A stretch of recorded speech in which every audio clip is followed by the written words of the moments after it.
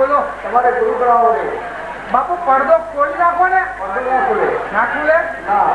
કેવી રીતે ખોલશો? ગુરુ કરાવી અને પછી આવો તો પડવું પડે. પણ અરે આપ તો સાક્ષાત ઈશ્વર છો એટલે મારે તમારે વધારે કંઈ કહેવાની જરૂર ના હોય.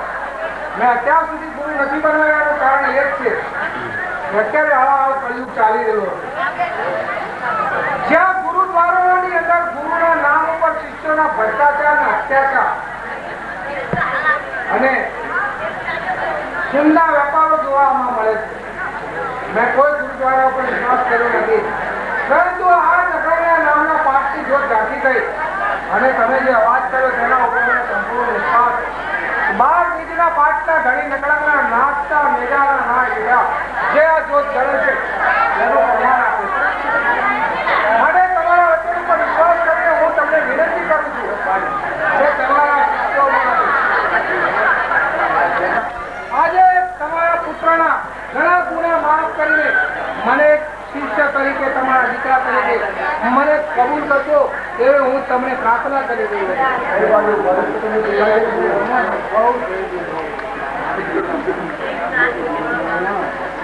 તમે બાબુ બોલો. હા આવડી જશે. આવડી જાય એવું છે.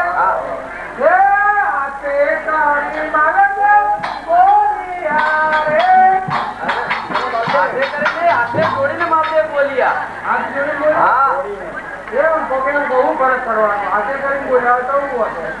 અરે એમ ના બોલે ને. એમ બોલો ભાઈ તો હાથે જોડી મારે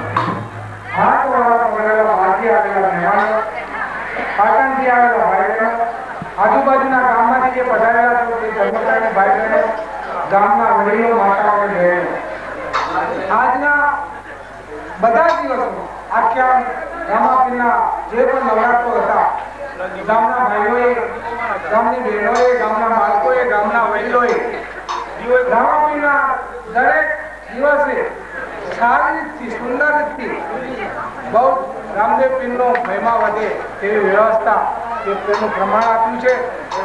અમે ભગવાન રામદેવ પીરને વિનંતી કરીએ છીએ જે દર્શનમાં જે ભાઈઓએ કઈ ઉદા હાથ લંબાવ્યો છે, વ્યવસ્થા ન હોય, સગવડ ન હોય તો ઘણા ભાઈ બહેનો એમને પણ આવે છે. તો વાલા સદનો, અમે આ મંદિરના માટે કોઈને દબાણ કરીને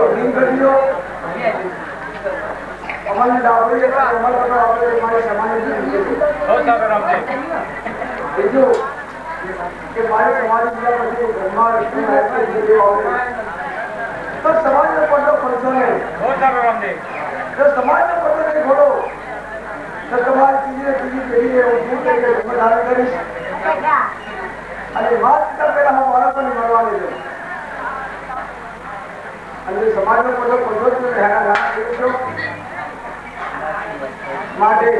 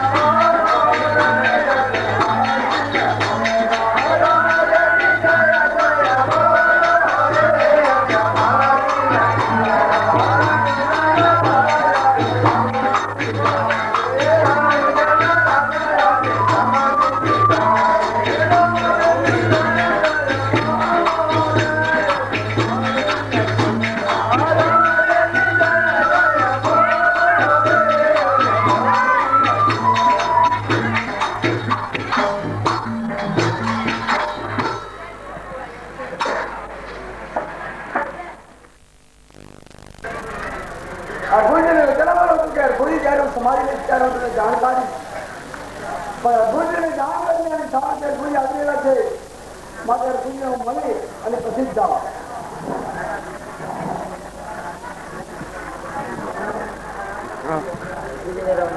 ગુરુજી રામ રામ છે. શું રામદેવ? और गुरुजी એક મહારાજ આયા તો हाँ તો મને એમ કીધું કે રામદેવે સમાધિ લીધી છે. अरे गुरुजी તમે તમારી જગ્યા તો તમે મળો ક્યાંથી? એ તો તમે વિચાર કરો ખરી વાત છે. કે જે માણસ જમીન અંદર ઉતરી ગયો હોય, સત્તાની અંદર ઉતરી ગયો હોય તો બહાર કીધી આવે.